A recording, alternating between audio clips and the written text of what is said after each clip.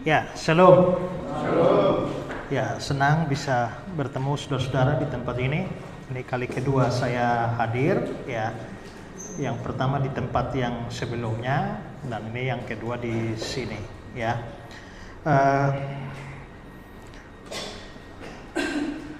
Saya sebenarnya menargetkan datang pas khotbah, supaya Pak Jack sudah khotbah, ya. Tapi rupanya sampai terlalu awal. Ya, tapi saya juga ditodong khotbah. Saya tidak bisa ngomong lama ya, karena saya jam 12 sudah harus di bandara, karena saya ada berangkat ke Yordania siang ini ya. Jadi supaya saya tidak terlambat, tidak khotbah lama-lama ya. Jadi juga tidak ada slide juga, karena kalau ada slide pasti panjang ya. Nah, jadi saya ingin sharing sedikit firman Tuhan bagi kita. Lukas 5 ayat 1 sampai 11. Lukas 5 1 sampai 11. Silakan buka Alkitab masing-masing, atau ada program Alkitab di sini boleh ditampilkan. Lukas 5 ayat 1 sampai ayat yang ke-11. Pada suatu kali Yesus berdiri di pantai Danau Genesaret. Sedang orang banyak mengerumuni dia hendak mendengar firman Allah. Dia melihat dua perahu di tepi pantai. Nelayan-nelayan telah turun dan sedang membasuh jalannya. Dia naik ke dalam salah satu perahu itu, yaitu perahu Simon, dan menyuruh dia supaya menolakkan perahunya sedikit jauh dari pantai. Lalu dia duduk dan mengajar orang banyak dari atas perahu. Setelah selesai berbicara, dia berkata kepada Simon, "Bertolaklah ke tempat yang dalam dan tebarkanlah jalamu menangkap ikan." Simon menjawab, "Guru, telah sepanjang malam kami bekerja keras dan kami tidak menangkap apa-apa. Tetapi karena engkau menyuruhnya, aku akan menebarkan jala juga." Dan setelah mereka melakukannya, mereka menangkap sejumlah besar ikan, sehingga jala mereka mulai koyak. Lalu mereka memberi isyarat kepada teman-temannya di perahu yang lain, supaya mereka datang membantunya. Dan mereka itu datang, lalu mereka bersama-sama mengisi kedua perahu itu dengan ikan hingga hampir tenggelam. Ketika Simon Petrus melihat hal itu, dia pun tersungkur di depan Yesus dan berkata, "Tuhan, pergilah daripadaku, karena aku ini seorang berdosa." Sebab dia dan semua orang yang bersama-sama dengan dia takjub oleh karena banyaknya ikan yang mereka tangkap. Demikian juga Yakobus dan Yohanes, anak-anak Zebedeus yang menjadi teman Simon. Kata Yesus kepada Simon, "Jangan takut, mulai dari sekarang engkau akan menjala manusia." Dan sesudah mereka menghela perahu-perahunya ke darat, mereka pun meninggalkan segala sesuatu lalu mengikuti Yesus.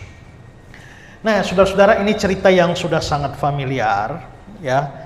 Bagaimana Tuhan Yesus memanggil murid-murid yang pertama, dan salah satu kisah itu adalah berkaitan dengan diri Simon Petrus. Di dalam Injil Matius hanya diceritakan singkat bahwa Tuhan Yesus memanggil Petrus, tapi Lukas memberikan cerita yang lebih lengkap. Nah, hari ini dari teks ini saya mau bahas dua hal. Saya pertama-tama mau bahas bagaimana Simon itu diberkati, dan yang kedua, bagaimana sikap Simon terhadap berkat Tuhan.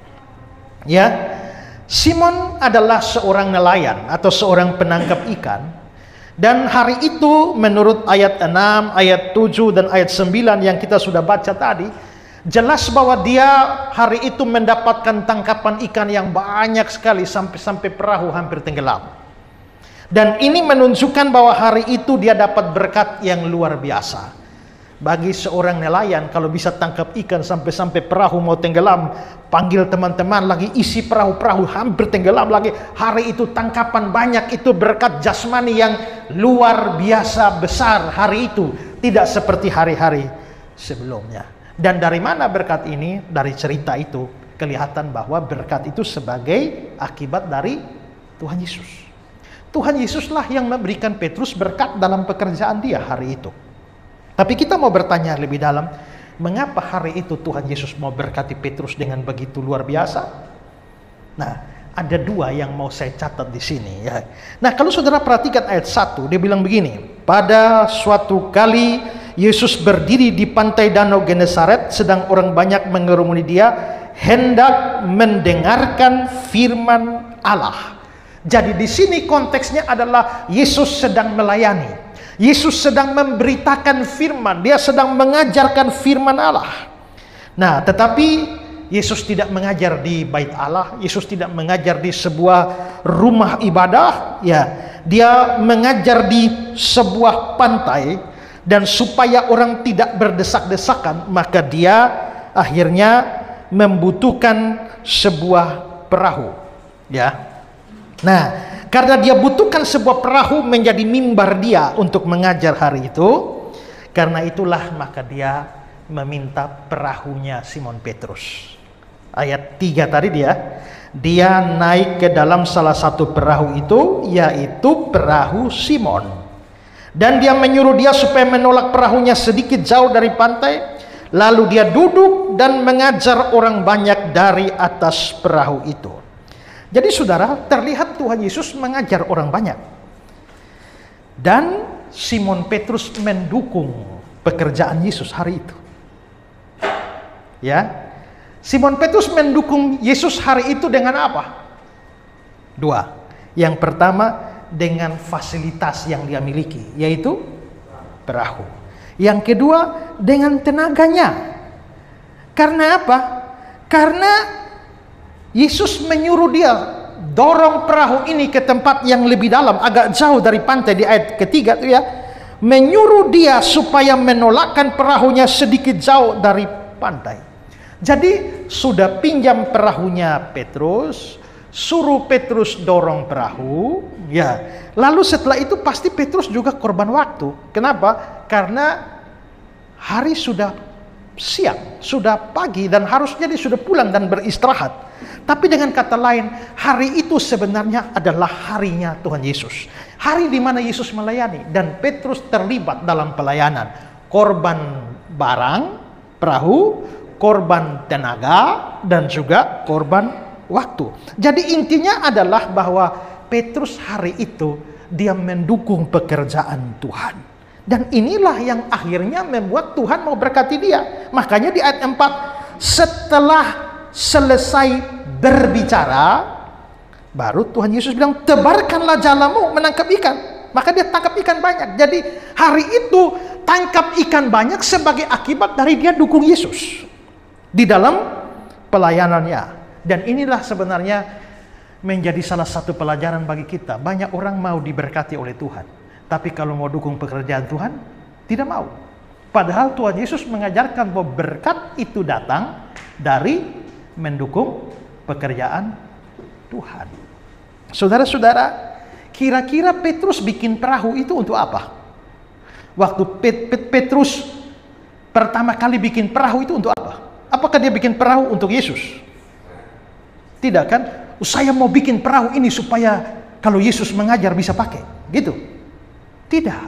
Dia pasti bikin perahu tidak ada urusan dengan Yesus. Karena dia sudah menjadi nelayan sebelum kenal Yesus. Dia bikin perahu. Perahu itu alat bisnisnya. Tapi ketika Tuhan Yesus membutuhkannya, dia tidak pelit. Karena itulah maka Tuhan Yesus memberkati dia. Dan ini mengajarkan pada kita untuk di dalam pelayanan, ya, kita harus berpikir untuk bagaimana caranya kita mendukung pekerjaan pelayanan dengan apa yang ada pada kita. Waktu, tenaga, tapi juga dengan fasilitas kalau memang kita punya. Fasilitas itu mungkin bukan kita khususkan untuk pekerjaan Tuhan sebenarnya. Tapi ketika pekerjaan Tuhan membutuhkan, kita tidak pelit. Saudara, dulu ada di Amerika ada seorang pengusaha namanya Stanley Tam. Stanley Tam itu dia seorang pengusaha yang barusan bangkrut. Dia sudah berusaha beberapa bidang usaha tapi bangkrut. Nah, pada waktu dia sudah bangkrut, lalu akhirnya dia berpikir dia mau masuk ke satu bisnis baru, yaitu bisnis plastik. Nah, hanya saja waktu dia cari tahu, ini ternyata ada banyak temannya yang sudah lebih dulu masuk bisnis plastik dan ternyata bangkrut juga. Tapi sekarang dia mau masuk bisnis plastik, jangan-jangan dia bangkrut lagi. Akhirnya dia datang, dia berdoa pada Tuhan. Tuhan, sekarang saya mau memulai usaha plastik ini. Saya minta Tuhan Yesus berkati saya. Dan saya berjanji kepada Tuhan bahwa saya tidak pernah akan lalai hak Tuhan, yaitu persembahan persepuluhan. Dengan setia saya berjanji untuk memberikannya kalau Tuhan memberkati saya. Dan ternyata dia mulai masuk bisnis plastik. Ini kisah nyata ya. Begitu dia masuk bisnis plastik, dia mulai berhasil dan ada penghasilan, lalu dia mulai kasih 10%. Ternyata setelah dia kasih 10%, Tuhan berkati dia, usahanya tambah maju. Akhirnya dia pikir, Tuhan, karena Tuhan sudah berkati saya, ucapan terima kasih saya adalah saya tidak hanya kasih 10%, tapi 20%. Maka dia kasih 20%. Ternyata Tuhan berkati dia lagi. Ketika Tuhan sudah berkati dia, Tuhan, sekarang saya kasih 30%. Terus naik. Begitu sampai satu titik di Tuhan, sekarang terlalu banyak bagi saya, jadi 50-50. Maka semua penghasilan dia bagi dua, 50% untuk dia, 50% dia serahkan kepada pekerjaan Tuhan. Sampai satu titik dia bilang, Tuhan, 50% terlalu banyak, sekarang 60%, saya yang turun 40. Berikut lagi 70 buat Tuhan, lalu 30 buat dia. Lalu 80 buat Tuhan, 20 bagi dia. Lalu sekarang dia bilang, balik Tuhan, saya yang 10%, Tuhan yang 90%. Dan pada satu titik dia bilang, Tuhan, saya serahkan 100% untuk Tuhan. Maka dia pergi cari notaris, bawa pengajuan bahwa nama perusahaannya dari Plastic Corporation itu diubah menjadi nama perusahaannya Jesus Christ Company, perusahaan Yesus Kristus. Nah, setelah itu saudara-saudara, dia ini sekarang uang sudah banyak. Nah, setelah dia kasih Tuhan 100%, dia hidup dari mana? Dia ambil 10% lagi. Nah, sekarang uang sudah banyak, mau bikin apa? Dia bertemu dengan seorang yang namanya Charles Kuhlman. Lalu mereka dua berbicara, akhirnya mereka dua sepakat untuk kita harus pakai uang ini untuk pelayanan. Maka mereka membentuk sebuah organisasi misi untuk mengutus para penginjil ke daerah-daerah dunia ketiga. Dan akhirnya mereka membentuk suatu badan misi yang namanya Oriental Mission Society. Nah, lalu mereka di dalam pabrik Jesus Christ Company dan juga OMS, Oriental Mission Society, ketika mereka sudah kirim misionaris ke India, maka bendera India ada berdiri di muka kantor. Ketika sudah kirim ke Nepal, bendera Nepal, Afrika, terus. Dan lalu satu ketika ada seorang perempuan muda yang belum nikah dari Skotlandia, namanya tuh Nancy Gill. Dia pergi dan dia bertemu dengan di Jesus Christ Company, di Oriental Mission Society, dan dia bilang dia sudah berdoa sekian lama, jadi dia terbeban untuk melayani di Indonesia. Akhirnya saudara-saudara, dibiayai oleh Oriental Mission Society, dia mendarat di Indonesia tahun 1975. Lalu akhirnya perempuan muda yang namanya Nancy Gill ini mulai melayani. Akhirnya dia beritakan ini, akhirnya banyak orang menjadi percaya. Lalu orang-orang yang percaya itu, yang akhirnya dia kumpul, lalu akhirnya dia bikin pelatihan, ajar mereka, utus kembali mereka, beritakan Injil lagi. Setelah beritakan Injil, lalu akhirnya mereka membentuk sebuah gereja. Namanya gereja apa? Gereja Kristen Injili Nusantara. Gereja kita ini. Itu lahirnya dari sana. Itu kisah nyata yang saudara bisa baca ya, Stanley Tam dalam bukunya ya, God's Own My Business. Tuhan adalah pemilik dari bisnis saya ya, atau juga Stanley Tam Incredible Adventures with God. Itu di dalam buku itu dikisahkan. Tuhan memberkati dia. Kenapa? Ya karena dia memang memberikan apa yang ada pada dia untuk pekerjaan Tuhan. Nah, di sini kita harus belajar bahwa apa yang ada pada kita bisa berikan untuk pekerjaan Tuhan. Dulu, sekarang internet kan gampang ya didapat ya. Semua juga pegang HP, ada internet. Tapi zaman satu dekade sebelum ini, di mana internet masih langka dan semua orang masih pergi ke warnet. Ada satu bapak yang punya warnet. Dan dia bilang pada saya, Pak Esra, apakah Pak Esra bikin khotbah membutuhkan internet? Ya, kalau begitu bapak ini saya serahkan kunci warnet. Ya, Lalu dia mulai ini. Dan setiap dia bilang, kapan saja Pak Esra mau kerja khotbah butuh internet, silakan datang masuk warnet ini, kerja sendiri. Apakah dia bikin warnet itu untuk Tuhan? Tidak. Itu bisnis. Tapi dia rasa ketika bisa mendukung pekerjaan Tuhan, dia pakai itu untuk mendukung pekerjaan Tuhan. Gereja kita di Kupang juga cukup lama juga berjuang dari tempat ke tempat. Bahkan laptop gereja saja tidak punya, LCD juga tidak punya. Tapi kita bisa berjalan. Kenapa? Karena ada laptop orang yang dikasih pinjam setiap hari Minggu. Ada LCD orang yang dikasih untuk pinjam setiap minggu. Tapi tidak pernah disumbangkan ke gereja. Itu punya mereka. Tapi mereka berikan ketika pekerjaan Tuhan membutuhkan. Mereka kasih. Petrus begitu. Perahunya bukan alat pelayanan. Itu alat bisnis. Tapi hari itu perahu Petrus. Biasanya perahu Petrus hanya menangkap ikan. Tapi hari itu perahu Petrus jadi mimbar di mana Tuhan Yesus beritakan firman. Itulah sebabnya Tuhan Yesus berkati dia. Karena itu jangan pelit dengan Tuhan, ya. Karena Tuhan mau memberkati orang-orang yang juga memperhatikan pekerjaannya, ya. Nah, karena itulah maka mari kita lihat gereja kita yang sederhana ini. Kira-kira berpikir apa yang saya bisa bantu, ya. Nggak perlu disumbangkan, dipinjamkan saja nggak apa-apa, kan banyak ya. Tapi kalau sumbangkan lebih baik lagi toh. Dulu waktu saya pelayanan di Sulawesi sampai di lubang-lubang, sampai di desa-desa, jalannya susah, mobil biasa tidak bisa masuk. Lalu satu bapak kasih pinjam Pajero Sport. Dengan mobil Pajero-nya kita terobos sampai hutan-hutan pelayanan. Sampai acara ini saya berterima kasih kepada bapak, ya, bahwa sudah meminjamkan Pajero. Firman Tuhan berkata, air sejuk secangkir saja kalau diberikan tidak akan kehilangan upahnya, apalagi Pajero. Ya, Pajero yang dipinjamkan saja Tuhan berkati, apalagi disumbangkan. Ya, ya. Nah, tapi dia nggak sumbang, hanya pinjamkan saja. Ya, tapi intinya adalah bahwa kalau kita perhatikan pekerjaan Tuhan, Tuhan pasti perhatikan kita. Amin.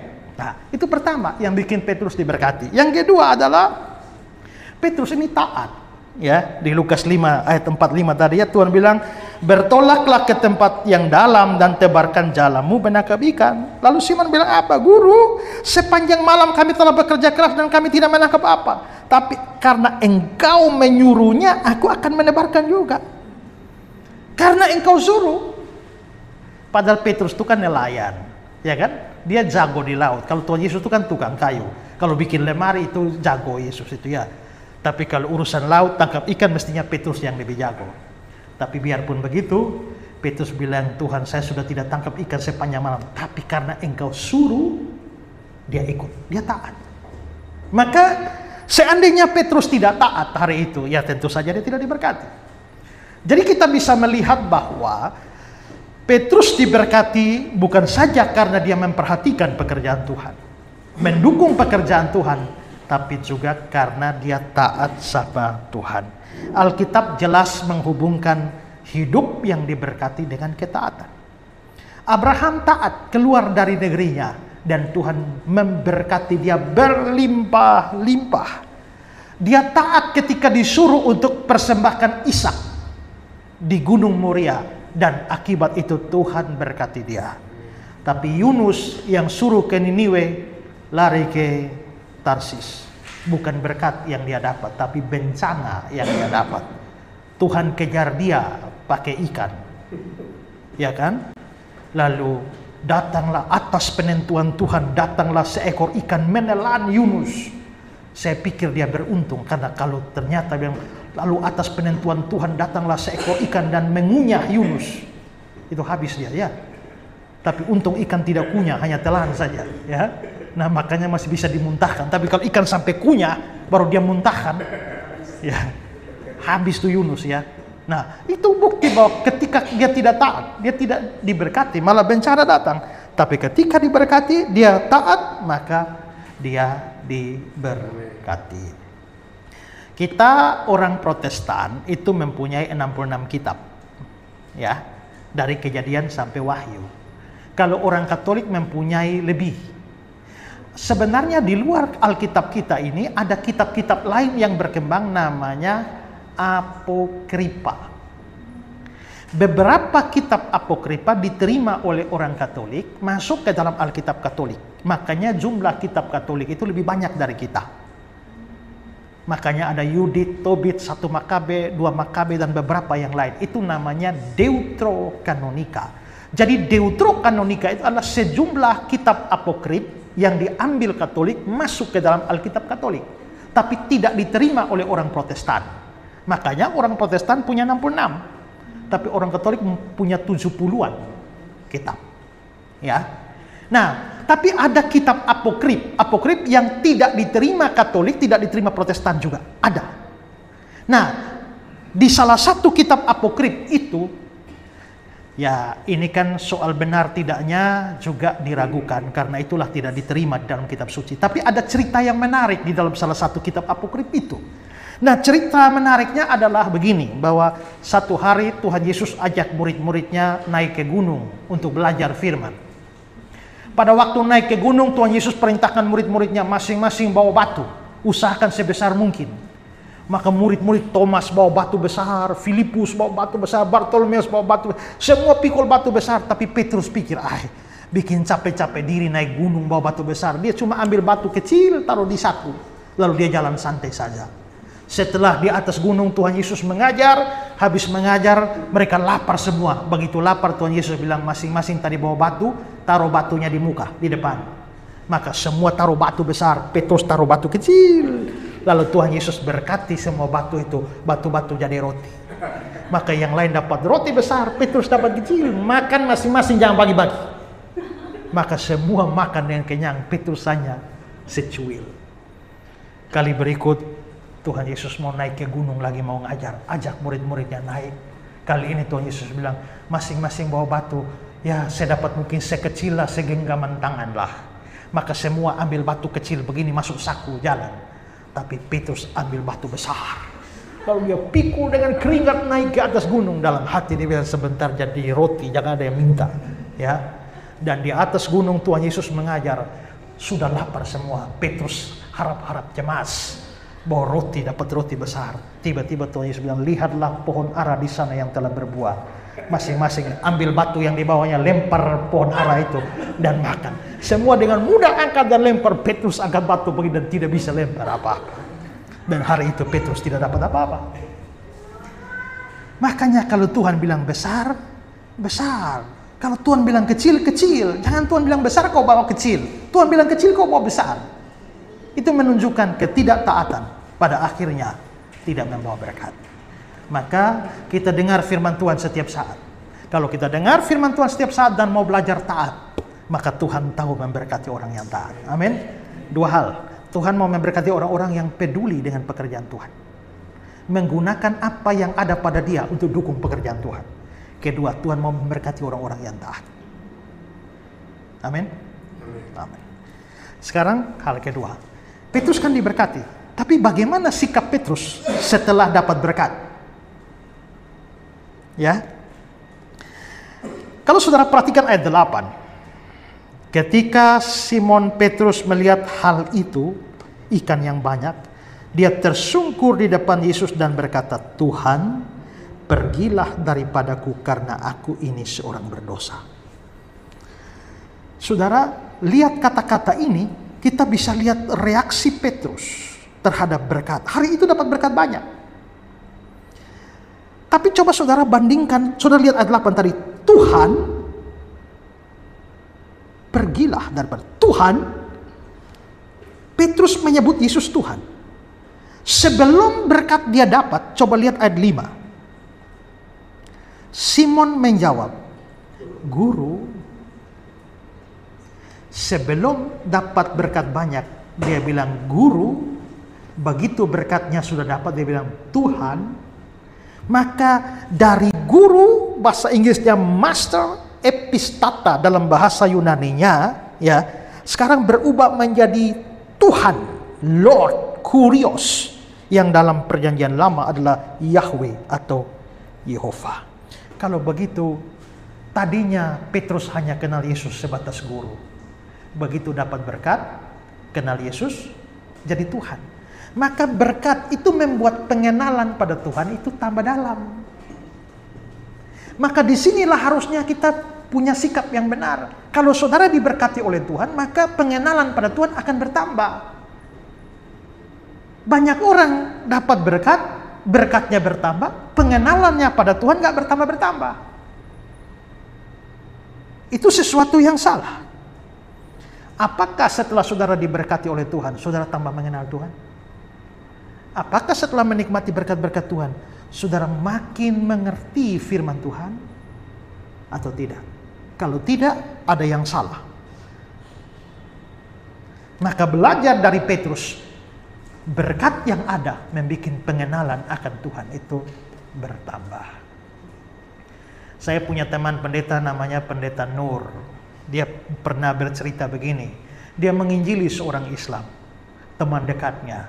Tapi dia injili, kasih tahu dia Yesus itu juru selamat apa segala macam itu. Tapi tetap saja teman itu tidak mau percaya. Sampai akhirnya Pendeta Nur ini kayak putus asa nginjilin dia. Akhirnya Pendeta Nur bilang, oke lah, mulai sekarang saya tidak omong lagi tentang Yesus pada kamu. Tapi kamu ingat baik-baik.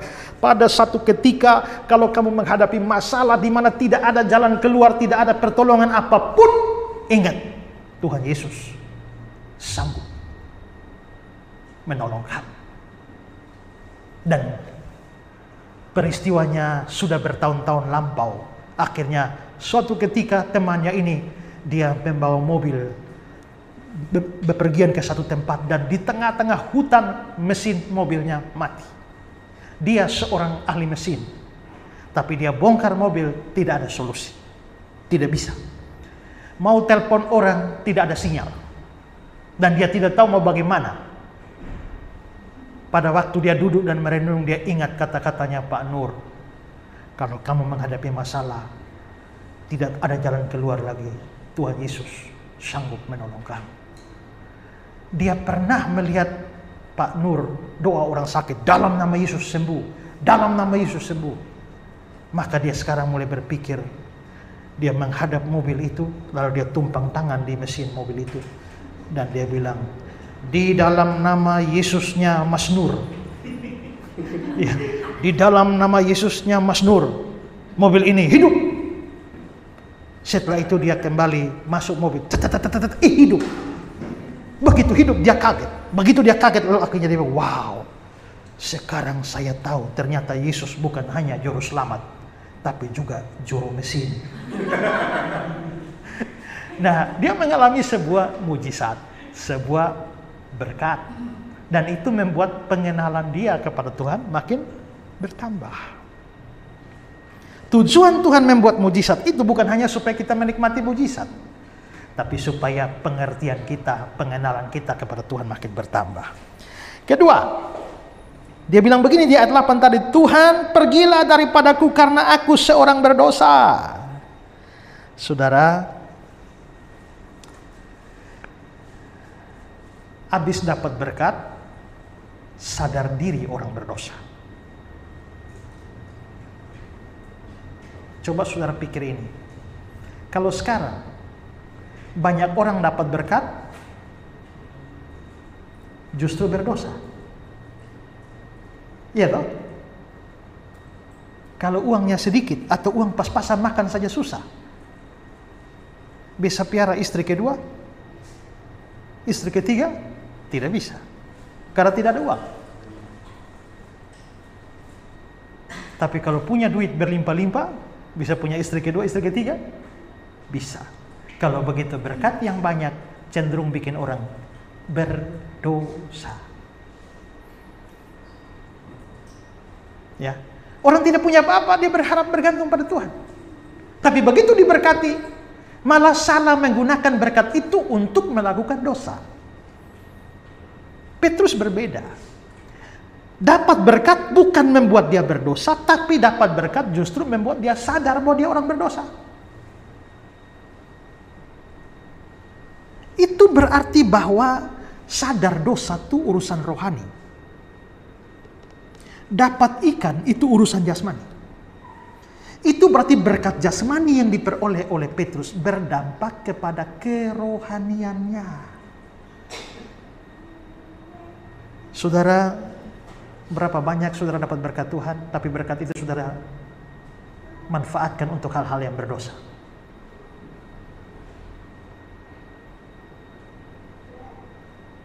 Kita perlu belajar dari Petrus. Ketika dia dapat berkat banyak, dia rasa tidak layak di hadapan Tuhan. Siapakah aku ini, Tuhan?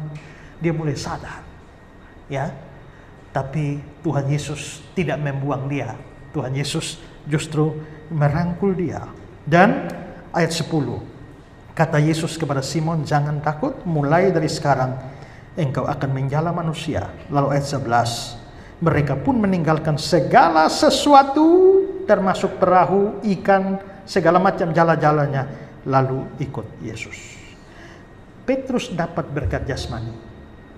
Tapi bukan hanya berkat jasmani jadi jerat bagi dia, tapi dia justru ikut Yesus. Maka saudara lihat 3 hal ini. Dapat berkat membuat pengenalan dia kepada Yesus makin bertambah, membuat dia sadar diri orang berdosa, dan membuat dia mengambil keputusan ikut Yesus. Semua berkat jasmani itu mempengaruhi kerohanian Petrus. Ada banyak orang yang dapat berkat jasmani, rohaninya tambah buruk. Tapi Petrus dapat berkat jasmani, rohaninya tambah baik. Ya. Nah, karena itulah maka kita bisa melihat bahwa yang penting bukan hanya dapat berkat, tapi bagaimana dampak berkat itu bagi hidup kita. Kalau diberkati sih semua orang suka diberkati. Tidak ada orang yang tidak suka diberkati. Tapi pertanyaannya, habis dapat berkat bagaimana? Rohani tambah baik? Ada orang yang belum ada kerja, berdoa minta ampun. Ya, doa puasa lah, doa semalam lah, segala macam doa dia ikut habis. Tapi setelah dapat kerja, jangankan melayani, ikut gereja saya tidak. Ada sibuk kerja, ada sibuk urusan bisnis dan segala macam. Banyak orang justru dapat berkat, berkat itu memisahkan dia dan menjauhkan dia dari Tuhan. Apakah setiap berkat menjauhkan saudara dari Tuhan? Atau bikin saudara tambah dekat Tuhan? Sikap yang benar terhadap berkat adalah setiap berkat harus membuat saudara tambah dekat Tuhan, bukan tambah jauh dari Tuhan. Banyak orang mau berkat, tapi lupa dan mengabaikan pemberi berkat. Tapi Petrus lebih menghargai, lebih mengenal pemberi berkatnya daripada berkatnya sendiri. Ada di Cina, menurut legenda, ada satu bapak, satu ibu yang hidup pada masa kelaparan besar di Cina. Lalu mereka dua tidak punya makanan lain selain satu mangkuk mie yang tersisa. Itulah makanan terakhir mereka yang siap dimakan berdua, dan setelah itu tamat riwayat mereka. Maka mereka berdua sudah siap mie satu mangkuk untuk dimakan. Tiba-tiba pintu diketok. Begitu mereka dua buka pintu, nampaklah di muka pintu seorang pengemis. Dan pengemis itu bilang, adakah makanan? Saya sudah sekian hari tidak makan, lapar sekali. Bisakah memberi saya sedikit makanan? Si bapak dan si ibu saling menoleh. Kita saja tinggal satu mangkuk. Habis ini makan terakhir dan kita mati. Lalu datang pengemis minta, bagaimana? Mereka dua diskusi. Diskusi mereka bilang begini, ini makanan terakhir, kita memakannya, toh habis itu tidak ada makanan dan kita pasti akan mati kelaparan. Dengan kata lain, kalau kita makan makanan hanya menunda kematian kita beberapa waktu ke depan. Tapi kalau kita menyerahkan kepada pengemis ini, minimal sebelum mati kita ada buat baik. Mereka dua sepakat, sudah kasih itu pengemis makan itu milah. Toh mereka juga akan mati setelah ini. Akhirnya dikasihlah, kasih duduk pengemis itu, dan pengemis itu ambil dengan sumpit makan makanan mie itu dengan lahapnya dan selesai. Setelah selesai tiba-tiba berubahlah pengemis itu. Ternyata bukan pengemis tapi dewa. Dewa yang menyamar. Lalu dewa tiba-tiba mengeluarkan dari sakunya sumpit ajaib. Lalu dia bilang, hai anak manusia, hati kalian sangat mulia. Sudah kelaparan, hanya punya mie satu mangkuk, kalian masih kasih pada saya. Bawa itu mangkuk sini. Lalu dibawa itu mangkuk sini. Dewa ambil sumpit ajaib, klik, langsung mangkuknya jadi emas. Wow. bawa itu gelas minum ke sini. Kling, jadi emas. Bawa lagi apa lagi? Sini. Baskom apa sih? Kling, jadi emas. Kursi, tempat duduk semua jadi emas. Ya, sekarang mereka sudah kaya raya jadi emas. Setelah semua sudah dijadikan emas, lalu dewa bilang, sebelum saya pergi, satu lagi permintaan terakhir. Apa? Si bapak sama si ibu baku lihat. Lalu si bapak bilang, dewa, kami tidak minta emas lagi. Tapi kalau dewa berkenan, sebelum dewa pergi, dewa kasih tinggal itu sumpit saja. Ya, dewa kasih tinggal itu sumpit ajaib saja. Kelihatannya dia tamak, tapi dia pintar itu ya. Karena kalau dia dapat emas habis. Tapi kalau dia punya itu sumpit, apa saja kling emas. Istri ngomel terlalu banyak, kling jadi emas. Ya. Nah, dibalik kesan tamak, tapi itu orang pintar karena dia pikir daripada berkat lebih baik pembuat berkat. Nah, kita juga begitu, ya. Harus mengutamakan pemberi berkat yaitu Tuhan daripada berkat. Maka berkat Tuhan tidak boleh bikin kita lupa Tuhan atau jauh dari Tuhan. Berkat Tuhan harus bikin kita lebih kenal Tuhan, lebih dekat Tuhan, dan juga mau ikut Tuhan senantiasa. Ya, karena itu belajarlah mendukung pekerjaan Tuhan dan taat sama Tuhan. Saudara pasti diberkati. Tapi setelah diberkati, berkat itu harus mempengaruhi kerohanian saudara. Tuhan memberkati kita. Amin. Shalom, salam damai sejahtera. Dengan sukacita kami informasikan kembali, Ngobras goes to Israel. Ngobrol Alkitab santai. Bible study on the spot langsung di tempat-tempat bersejarah sesuai yang tertulis di dalam Alkitab. Masih bersama dengan pembimbing rohani kita, Bapak Pendeta Esra Soru dan Bapak Yosuayan. Kali ini paket komplit. Kita akan menuju 3 negara, Israel, Mesir, dan Jordania secara langsung. Kami mengundang Bapak Ibu Saudara yang haus dan rindu menggali kebenaran firman Tuhan, baik dari sisi sejarah, hermeneutik penafsiran Alkitab, dan pengertian-pengertian rohani di dalamnya.